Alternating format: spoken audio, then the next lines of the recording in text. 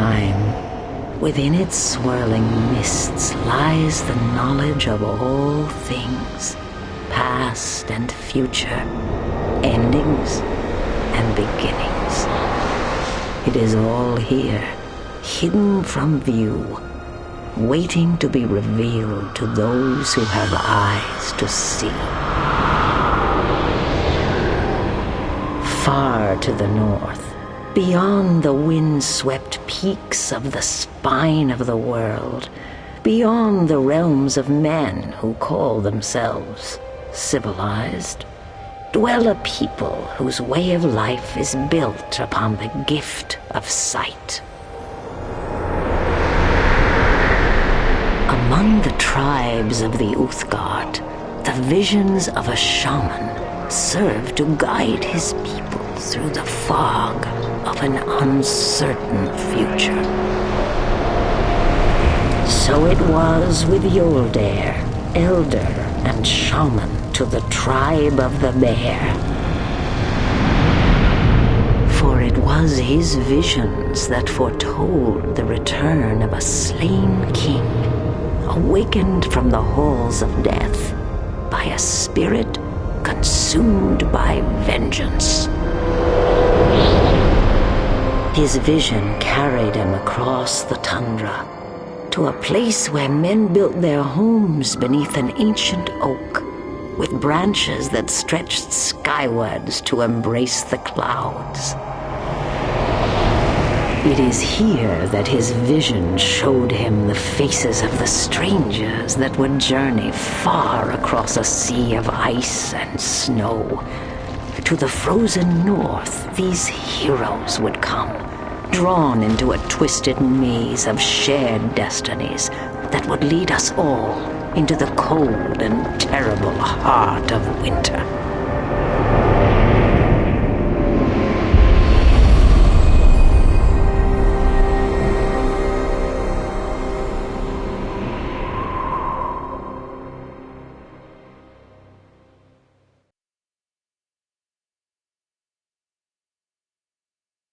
By Tempas, the vision speaks true. You are the heroes from my dreams. Our paths have not crossed until this day. I am Yoldair, son to Refric, elder and shaman to the tribe of the Bear. The vision is why I have come to this place. Tempas has guided me to you. This I cannot say. I know only that the storm of war darkens the skies of my homeland.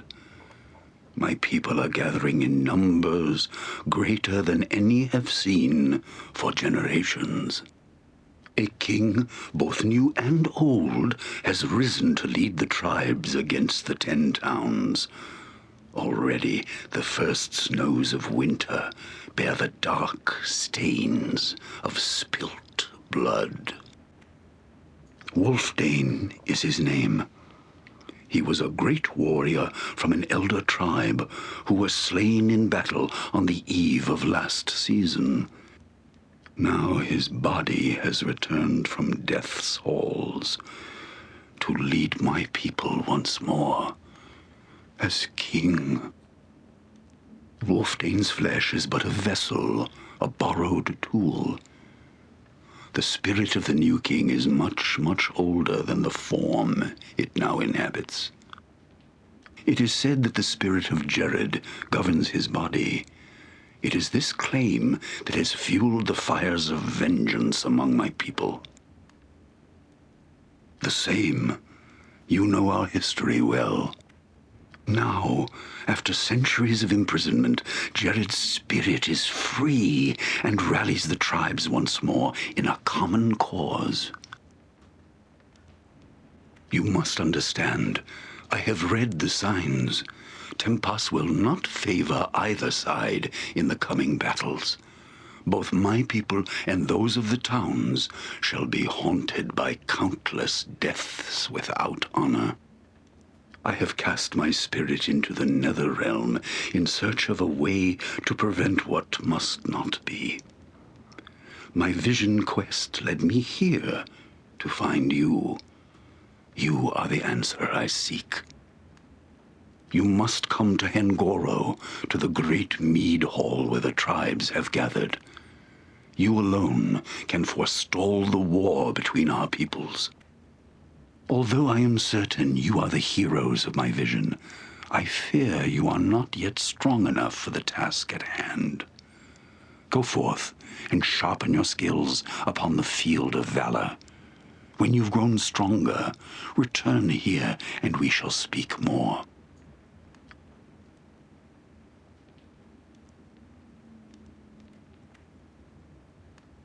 You have returned. Again, it is as the vision foretold. I am honored by your choice. The journey is a long one, and our quest is urgent.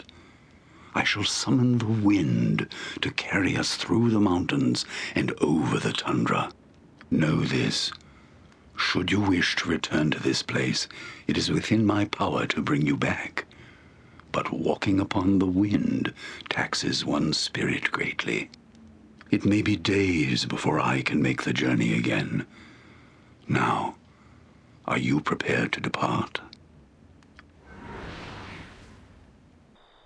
We have arrived outside the settlement your people call Lonelywood. Of the 10 towns, it is the nearest to my people's homeland, and will no doubt fall first if my people heed Wolfdane's call to war. Now I must leave you, for I am not welcome among the homes of these southerners. Though we journey towards the same destination, our paths are not one. My place is at the side of my king. Already I have been gone too long. From here, you must go alone. The people of this town will know the way to the camp of my people. Travel swiftly and safely.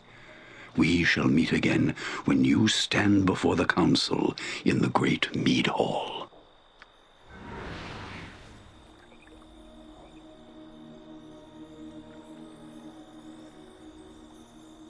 Done.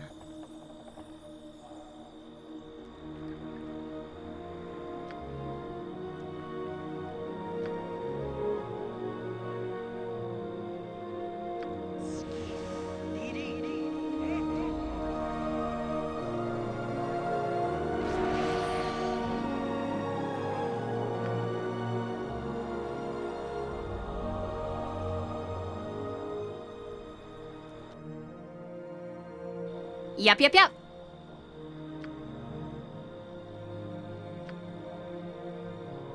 Onward.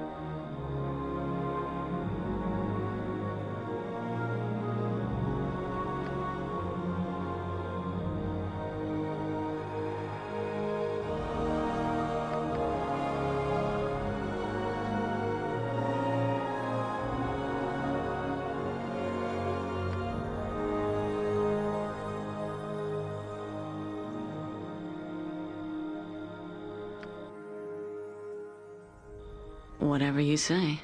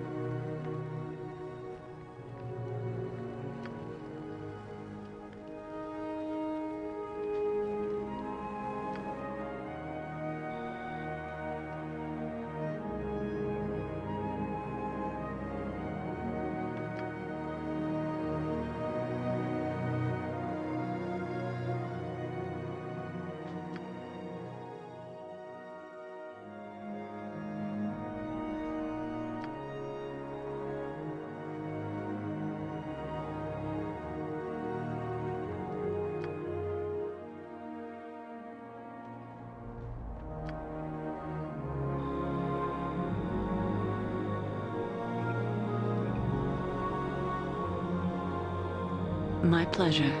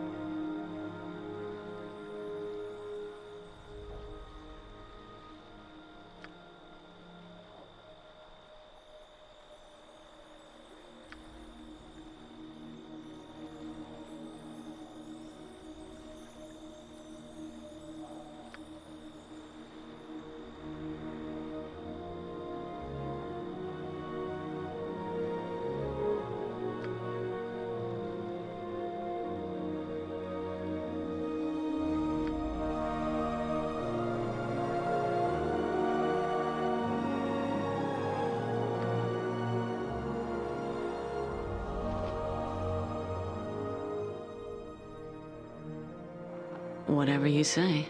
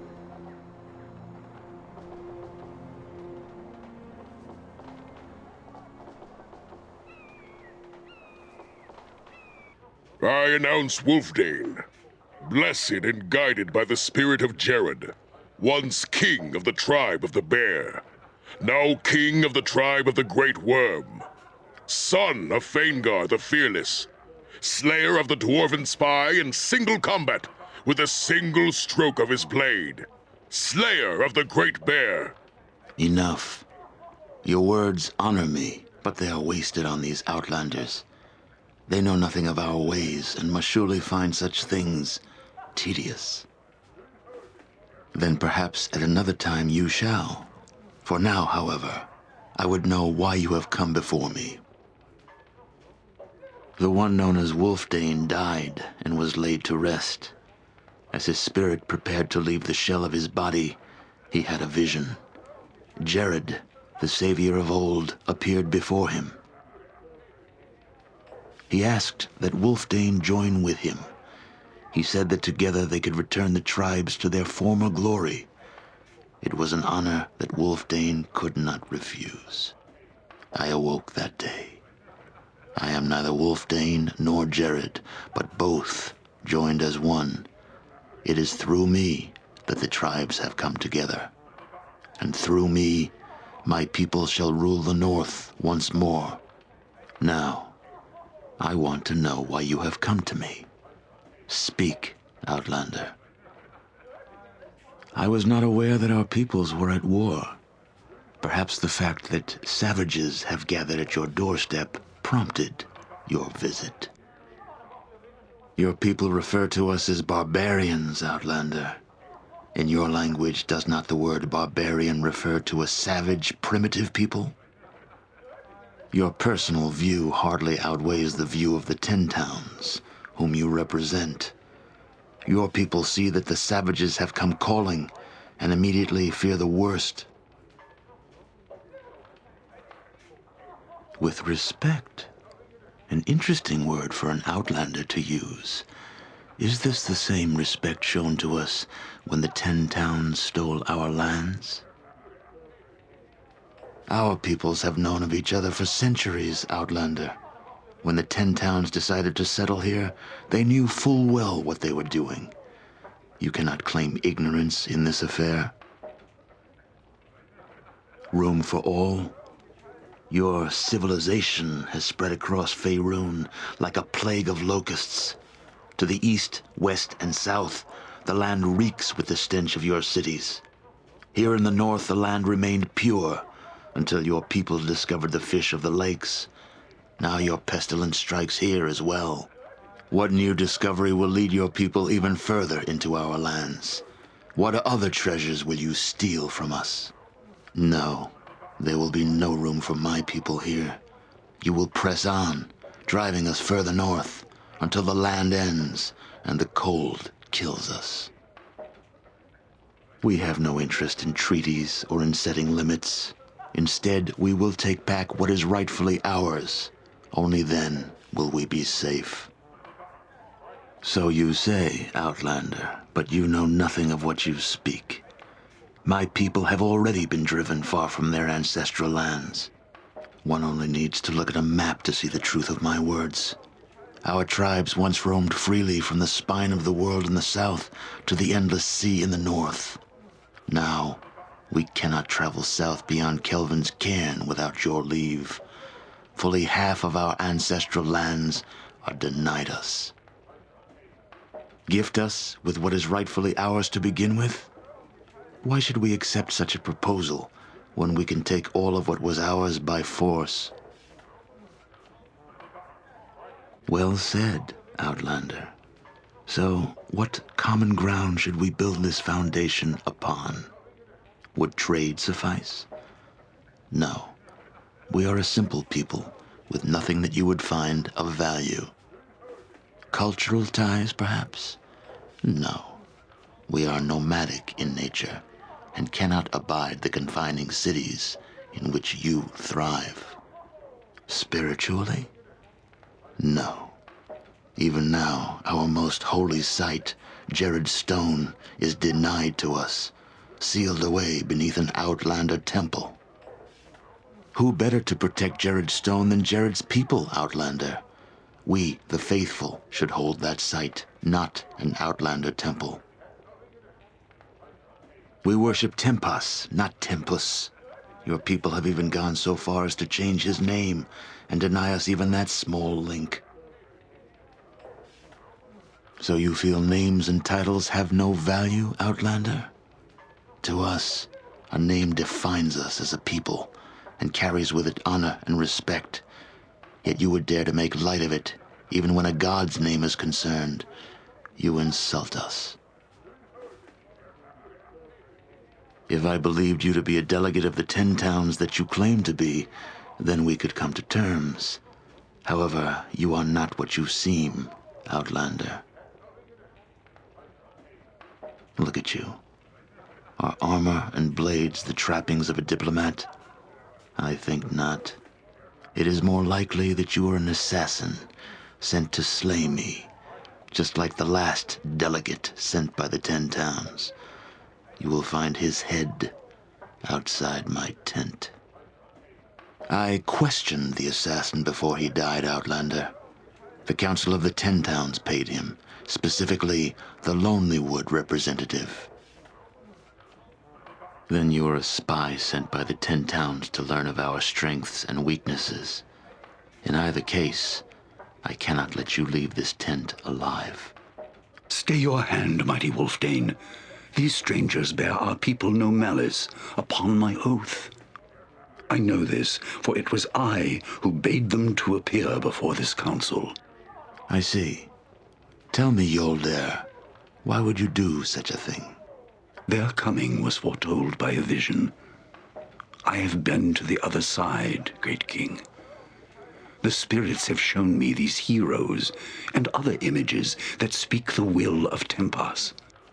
If Tempas has called these strangers to us, then surely we cannot dishonor ourselves by slaying them within the hallowed halls of Hengoro.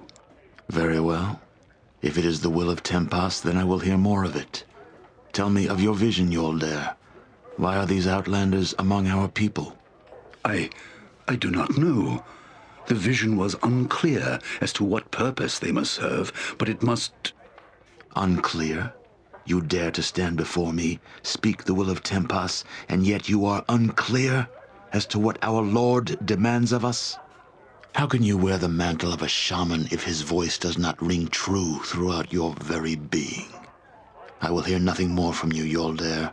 You have failed your people and me. From this day forward, you shall be exiled to the Burial Isle.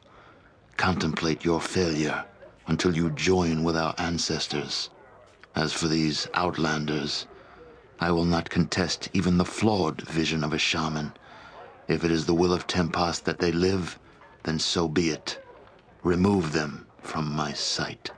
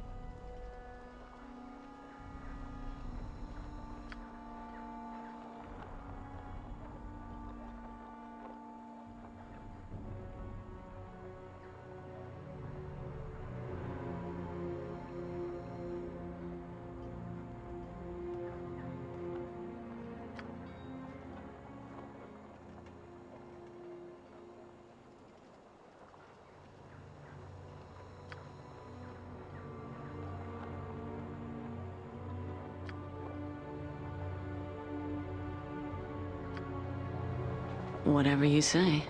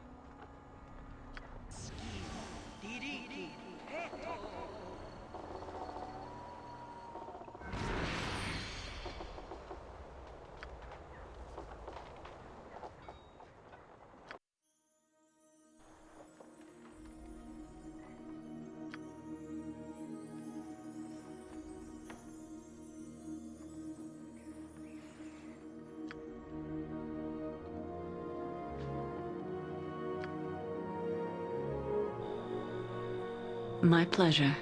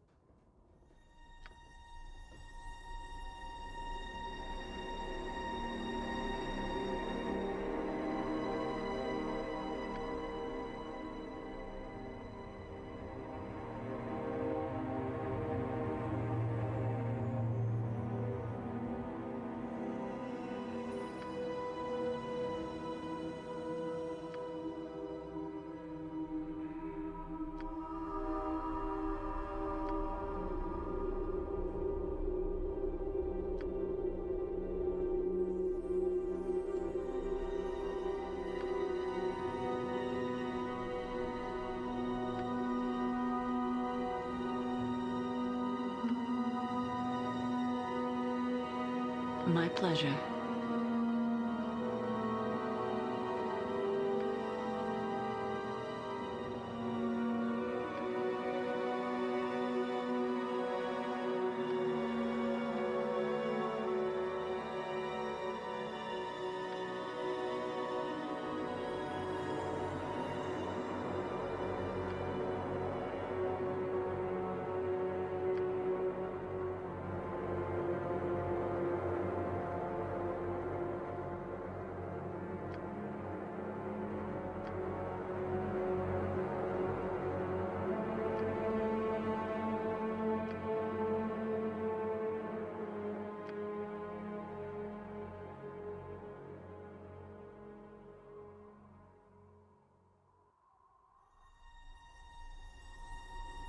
Done.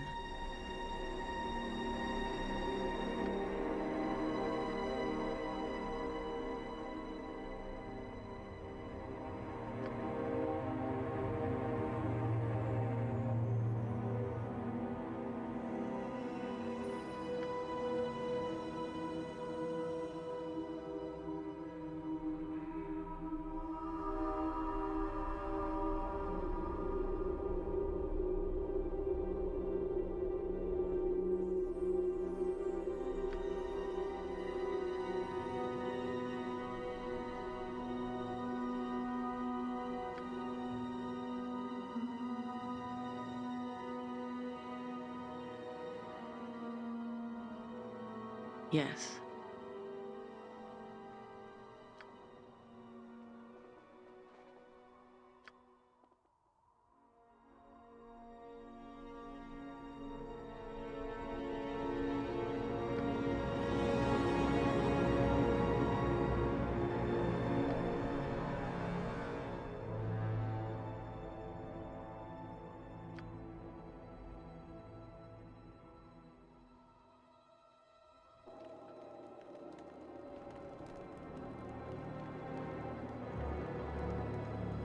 Sure thing.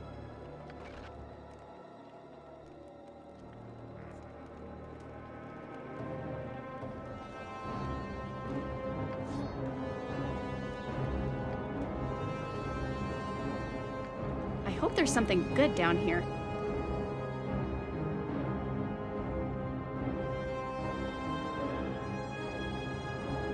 No problem.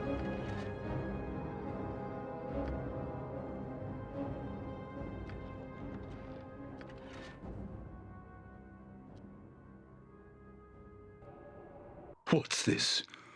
More spirits come to torment my treasonous heart. Begone, vengeful ghosts. Allow me to endure my shame in peace. How can this be? Wulfdane expelled you from the camp. Your quest was over before it began. Why have you come to this place? Please, try not to judge my people so harshly. It was my foolishness that put your lives in danger. It is only right that I remain exiled here until death frees me. My fate has been decreed by Wulfdane. An honest man accepts all judgments of his chosen king. What? The king is false? How is this known to you? Yes, I see. It is this corruption that has placed the spirits in turmoil. These visions I have had of late are the manifestations of their anguish. However, I fear I have risked too much already, based upon the word of spirits. If I am to act against my king, I must have proof. If the soul that inhabits Wulfdane's body is indeed corrupt, then perhaps it may have left signs of its passing within the tomb of the dead king. Seek your proof within the barrows of this island. Should you discover anything of importance, return it here to me, and we shall discuss our quest further.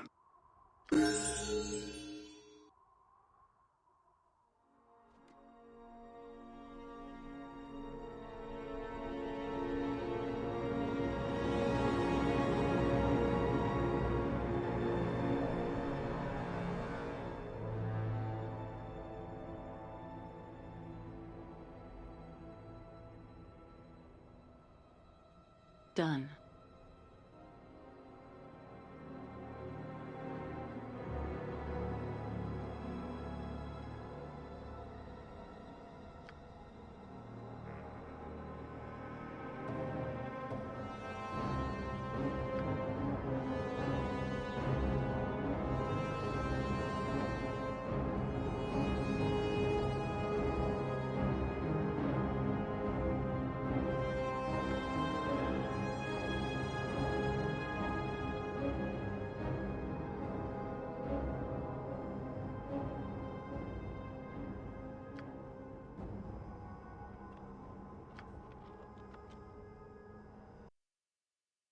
You have returned.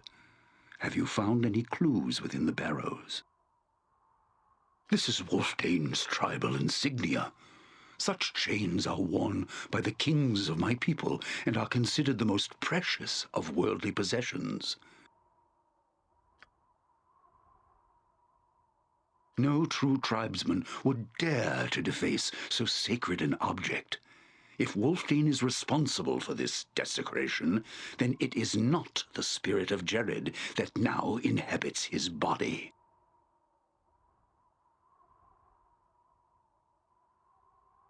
This I do not know. Even in my visions, the face of the king is obscured, almost as if my vision is opposed. There is one who might help us in our quest. If legend holds true, she may be able to see this soul for what it truly is. She is known as the Gloomfrost Seer. She was once a powerful channeler of spirits that lived among the tribe of the Elk. The legend says that her gift of sight was so great, it turned her eyes to dust. It is said she fled north to dwell within the darkness of the Gloomfrost. The Gloomfrost Seer sees many things that are kept from the eyes of mortals. If she still lives, she may be the only help for us now. The Gloomfrost lies far to the northeast, beyond the Reged Glacier. It is an ancient place, as old as the world itself.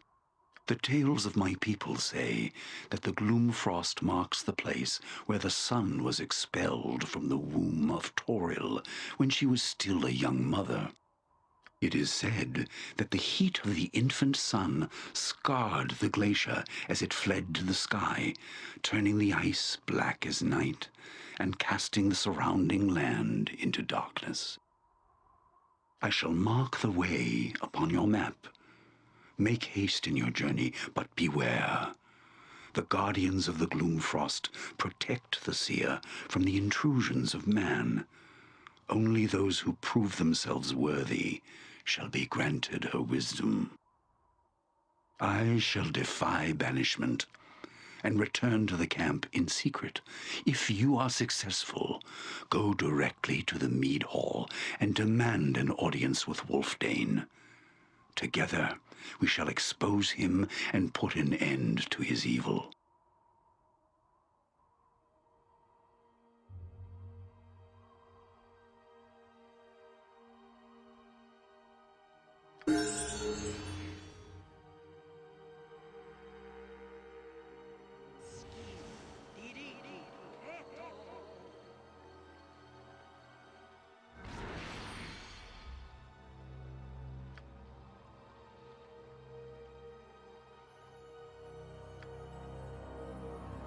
I see.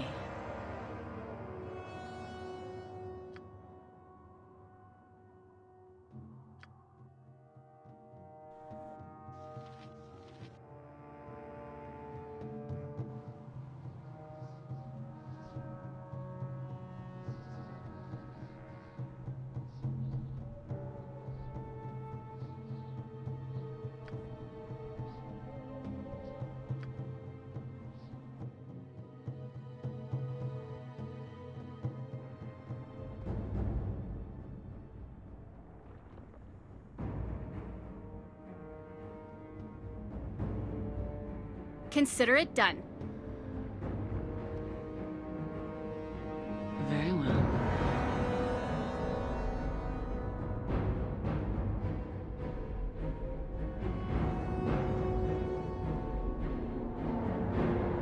betcha.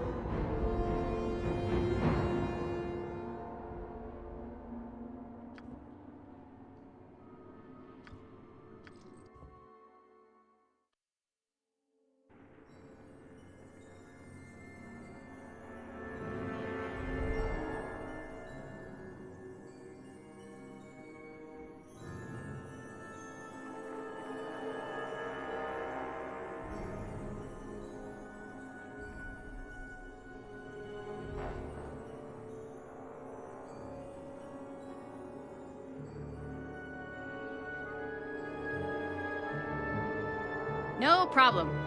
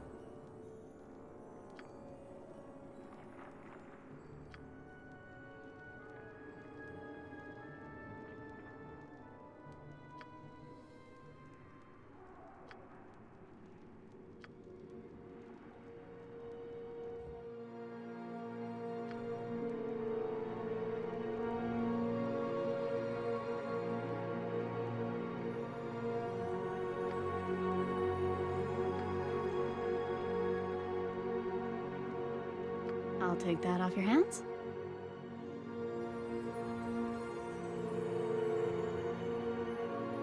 Sure thing.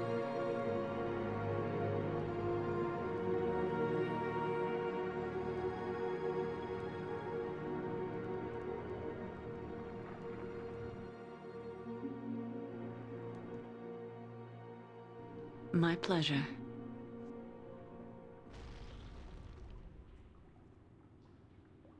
Death comes with swift wings. My hiding place is a place of hiding no longer. Ah, the shaper of ice, the child of the elder races. My fear whispered to me when he first came to these caves. Blind him, it said. My spirit was weak, so fear ruled my actions. I took from him his eyes, for I feared he would tell others of my hiding place. He has forgiven me, but the weakness of my spirit I cannot forgive. My eyes? Ah, my eyes. They served me too well. An axe can be of the strongest steel, and so sharp it cleaves the man that wields it. A fire can burn so fiercely it scars a child that seeks its warmth. And eyes can be blessed to see so far that a woman may see the end of her own life. In seeing my own death, it turned my eyes to dust, yet still I see many things past and present here and elsewhere. Your coming and my death, both linked like chains. Your coming is why I buried myself here, for in visions my death walks in your shadow. It is for that I fled my people, tried to hide myself from your eyes, and the reason I have long feared this meeting. Yet fear tires the spirit, and it has brought me little except more fear. Kill me if you wish, or leave me here, and she will kill me.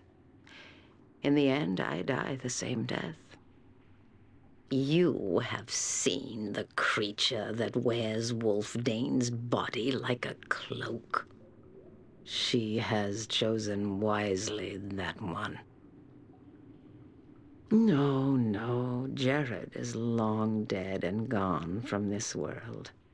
This creature is of a different sort, a spirit of things that once were but can never be again. She is the spirit of one who died in the North long ago, and she carries the death of the North with her now. She has taken Wulfdane's body, and with it, the heart of his people. She is clever and moves as ice moves, slowly and patiently. She will prove a difficult foe, for she carries death with her, as do you all. All things have a weakness, and in this, the creature that is Wulfdane and I share a common one: sight.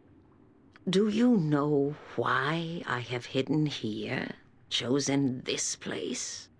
The ice is a shield more powerful than steel or iron. Though it does not know this, the creature that is Wulfdane cannot approach it and remain Wulfdane. Ice is a curious thing. One may see through it, yet see themselves in it. Therein lies power. The creature that is Wulfdane is a proud thing like all of her kind. She cannot bear to see herself as anything other than she is, no matter what corpse she hides in. The mirror you held to enter here will force her to see. In seeing, Wulfdane's body will melt from her like water. No more Wulfdane, only the beast, the great worm of ice and snow. Bring the ice mirror before her. She will remember it, for it is of her, and a thing knows its own nature.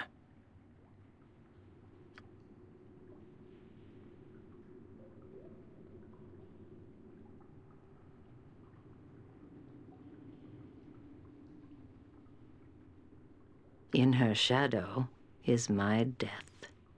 I will not approach her. The mirror is enough, and my words shall be heard only by you. You speak truth, yet my path is mine. Reason and fear are not brothers, and while I yet live, I shall not run to face my death this day or any other. Enough! Do you think your words new to me? Do you think them clever? They are neither. I have heard you say them 100 times in visions of this meeting, so be silent. I have given you the weapon to stop this creature that has claimed Wulfdane. Use it or not, I care little. Child, you have been blessed with womanhood, with the cradle that creates two hearts where once was one. You know the truth. You must, inside, where it matters. A woman knows a woman's heart, and a strange, beautiful, and cruel thing it is. But the cruelest of all is a heart of winter, for it beats not with love, but with loss, and nothing may comfort it. When a human heart breaks, it may heal and forgive. When a heart of winter breaks, it is like ice. It shatters and can never be made whole again. A heart of winter is what will damn our people and yours, all so it may remember what life once was, not as it is. Her heart was broken once by a man of the 10 towns. A mighty breaking it was, for in it she lost her kingdom, her love, and her life. Now her heart beats with the vengeance of winter. A woman's fury is a terrible thing. Many women have you met in your travels. Many more have you yet to meet. You will learn their hearts. In each there is rage and love and hate and sorrow. I have seen all their deaths, whether death has come for them or not. Shall I speak their hearts? One woman clutches a heart like a drowning man clutches a stone and knows not that it drags her down. Her dreams are watchfires, signaling to her of war and victory that can never be. One dwells beneath a mirror of the sky and has a heart like an ocean, too big for her will to contain. She once knew love, then loved again, and her love is what has damned the North. Another woman builds great ships upon molten seas, all the while dreaming of beasts of purity and how they might be corrupted, as she once was. I see her die, and her dreams become ash. And the last, oh, the last, the elder races. Their passions burn so brightly when fueled with justice and hope. One, but a child, loved so much she abandoned her own father to die beneath the earth for a people she had never met. All these things they will come to pass, or already have. You will meet them, or you have met them. It is of no matter. Time cares nothing for now and then. I see as if through the eyes of hundreds, child. Such sights. It is as if my life is split upon countless branches of a great tree, and I can see through the eyes of each branch into another place, another time. I have seen visions of the past, of death, of spiraling cities and a black brambled garden, of creatures both spirit and stone. In all these things, I was not myself, yet always I see through a woman's eyes. If you would leave this place, I may speed your journey, though only to the entrance of the gloom frost, no farther. Do you wish it?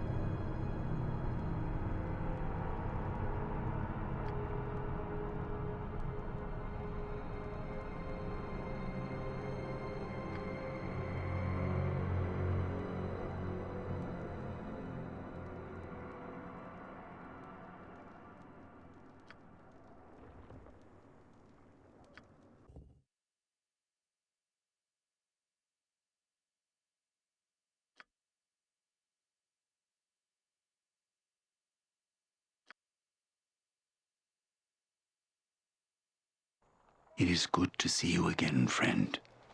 Take care. If we are discovered here together, our heads shall be mounted side by side before the entrance of Hengoro. I assume that your presence here means you have succeeded in your quest to find the Gloomfrost Seer. What have you learned? Tempas has smiled upon our quest. You must take this mirror to the mead hall and use it to expose Wulfdane before the council. Here, take this chain. It is the tribal insignia you found in Wulfdane's tomb. Present it to Aengar at the entrance to the camp and demand an audience. He would not dare refuse the bearer of such a token.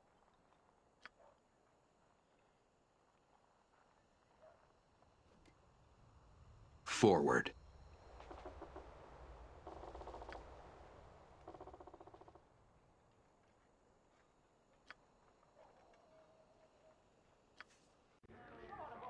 Why are you here, Outlander? I see no shaman for you to hide behind this time. No, you may not leave. You came here for a reason, and I will hear it. I see. You lose one shaman who shielded you, and now you hide behind another. So tell me, why did she send you? I see. And what is this truth that you speak of? Your accusations carry no weight here, Outlander. So tell me, how is this truth to be revealed?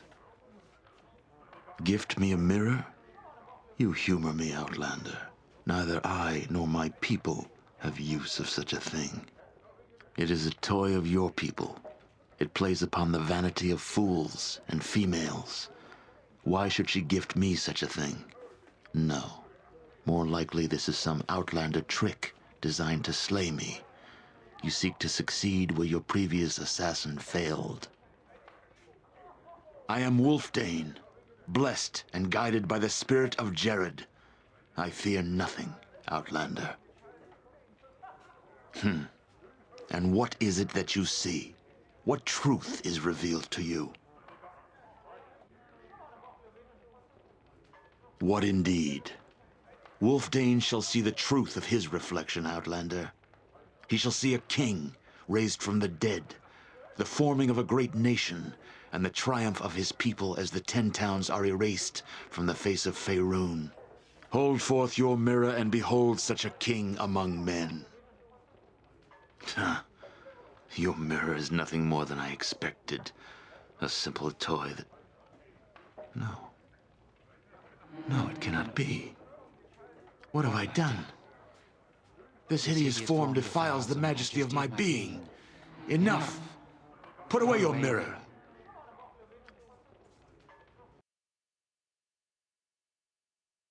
Ah, sight is painful, is it not, spirit? Such pain is well known to me. And seeing yourself as you truly are, the most painful thing of all. Look into the mirror, creature that is Wulfdane. See truth. See yourself. What do you know of pain, hag? I held the north in my claws. When I spread my wings, I shadowed the face of the world. I was a goddess. One man took it all from me. My life, my love, everything that I was. Ionian, I curse you and all your kind. I will yet see the day that I eradicate all humans. And I shall start with you, hag.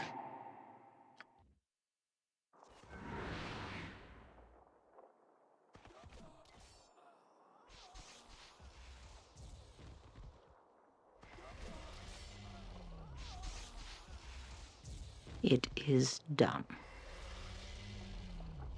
This wound is by time's hand. There is no healing it. The time of my death is now upon me. I have found that fear, the fear of death, is no small thing to put aside. You spoke truth to me back in the gloom frost about my fear claiming me. I could not allow the hopes of my people and yours to be slain because of it. Death comes for all, and I, for one, see it, and now embrace it.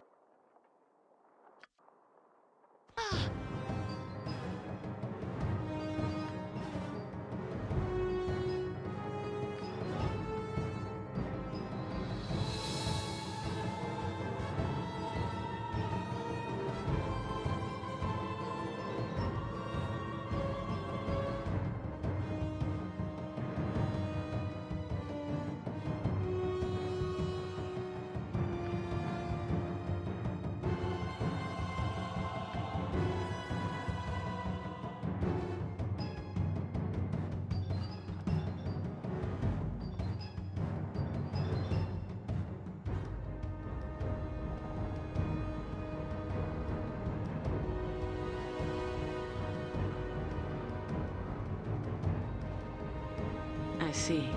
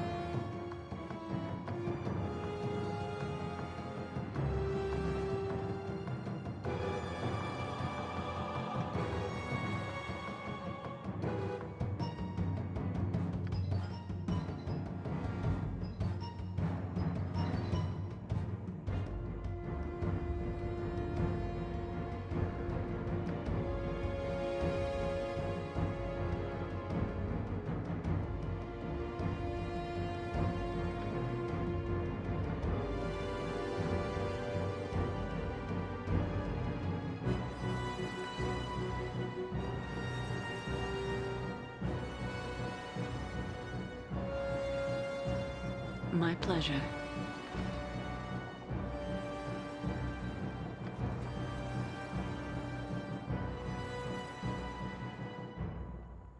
Yes.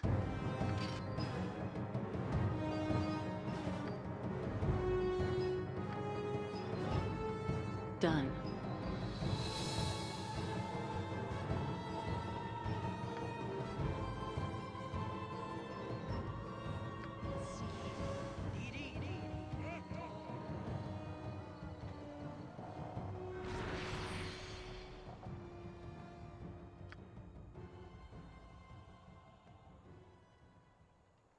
You have succeeded, my friends. The corrupt spirit has fled Wulfdane's body. Your heroic deeds shall forever be sung by my people. However, I'm afraid our journey is not at an end. This spirit, this malevolent soul of a great worm, has fled the field, but it is still free to pursue its mission of terror and vengeance. I fear that until it is hunted down and destroyed, the threat of its return will hang over the heads of my people like an evil cloud. I would ask you to once again take up arms against this ancient hate, so that my people and yours can finally be at peace. I have learned that just 2 days ago, Wulfdane ordered a score of virgins to be taken by ship to an island upon the sea of moving ice. The island was once a sacred site where an elder tribe made sacrifices to their patron spirit, the Great Worm. The ancient tribe died out long ago, and with them died the practice of sacrificing virgins to appease the Great Worm. I believe that the spirit we routed today and the ancient spirit of the Great Worm are one and the same. That is why Wulfdane ordered such a sacrifice. Yes, a ship stands ready to take you to the island. The warriors of the tribe of the Grey Whale, our seafaring cousins to the west, are prepared to show you the way. Good luck, my friends. May Tempus continue to show you favor upon the field of glory. Yes.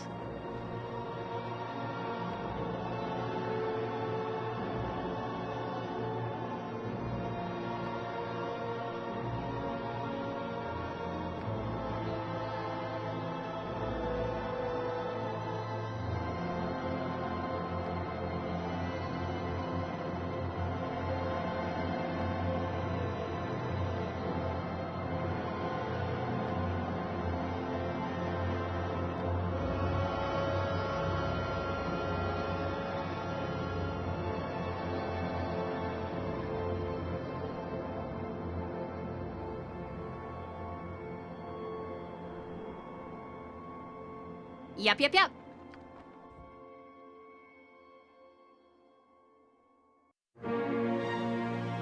Whatever you say.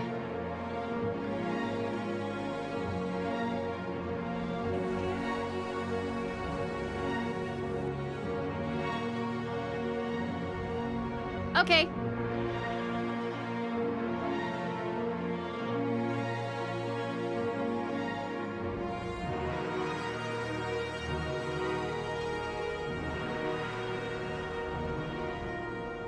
Consider it done.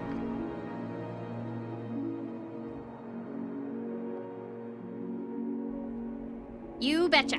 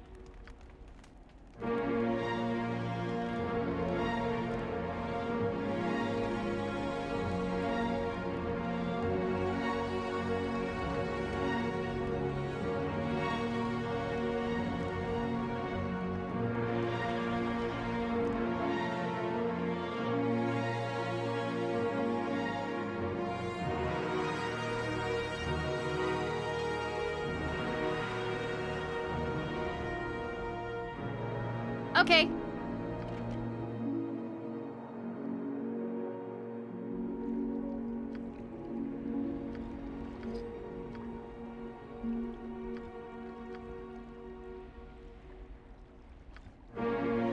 Consider it done.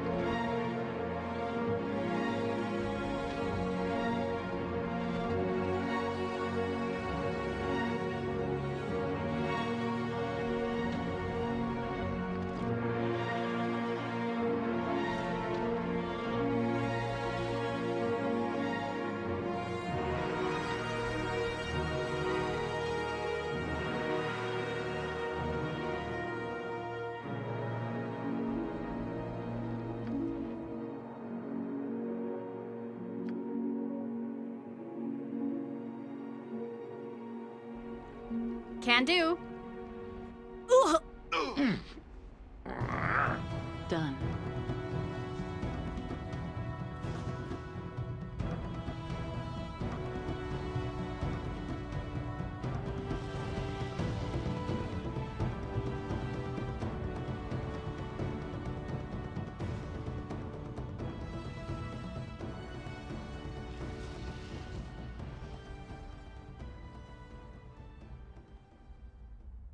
So, you dare to follow me here.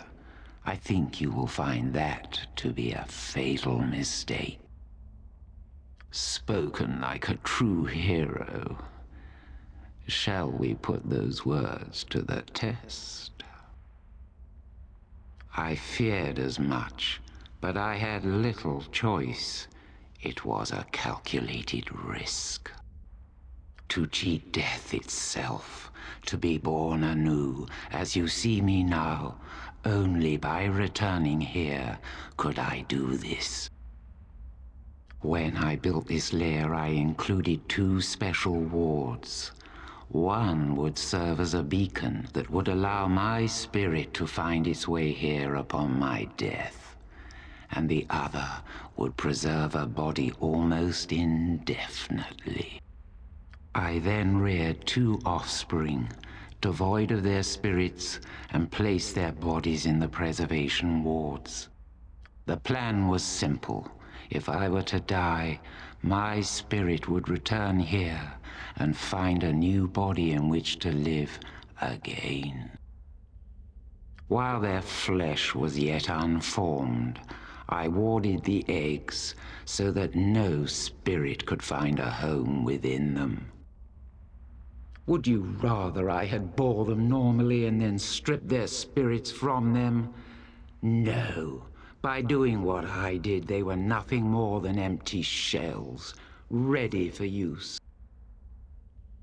Unfortunately, their father felt as you do and objected to my plan. Had he agreed to it, he could have shared immortality with me. Yes, he attacked me and had to be slain. I regret, but it had to be. Ages ago, dragonkind roamed Faerun freely. Then the civilized races came to power and began to encroach upon our lands. Bloody wars were fought in which your kind launched entire armies upon us. Against such numbers, even we soon fell. Now we are solitary creatures who hide in caves in faraway lands.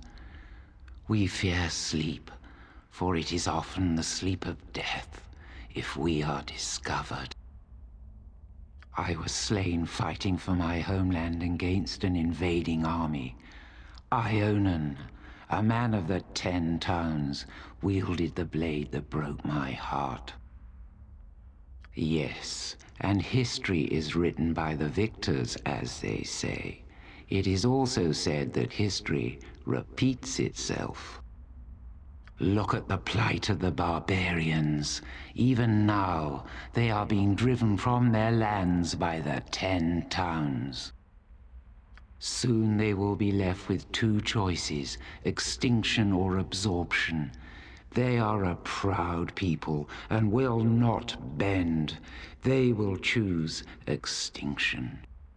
An entire culture will vanish, lost forever, all in the name of civilization, just as my culture has been lost. When I awakened from my sleep, I looked upon the world anew, and I was shocked to see how little had changed. My lands were still in the hands of the 10 towns. The plight of the barbarians had not changed at all. I saw a kindred spirit in Wulfdane, so I joined with him to end this tragedy once and for all. The sword of Ionan had a special enchantment, almost an intelligence of its own. When the fatal blow was struck, it somehow knew that I would be born anew. The blade broke, sacrificing itself that I might be trapped. My spirit lay within my shattered heart at the bottom of Lac Dinishare. I can only guess that the blade was removed, allowing my spirit to go free. Yes, I sensed the blade when you first entered here and was concerned. However, I now see that the original enchantment was not restored. It is of no consequence. Never! My heart was shattered long ago, and all mercy bled from the wound. I lost my love, my life, and my kingdom. I shall reclaim it all, or I will pass into oblivion like most of my kind. Draw your blade. Let us end this now. I'll split you in two.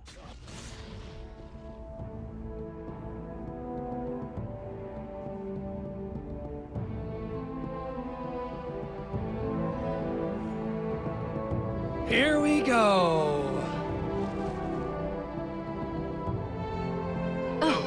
Ow.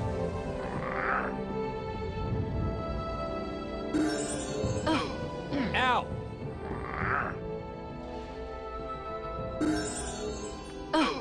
Ow.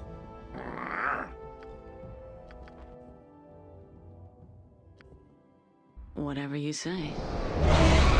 With the death of a Khosrog's spirit, centuries of hate were at long last put to rest. The tribes of the north and the people of the 10 towns sheathed their weapons and resumed their uneasy watchfulness of each other.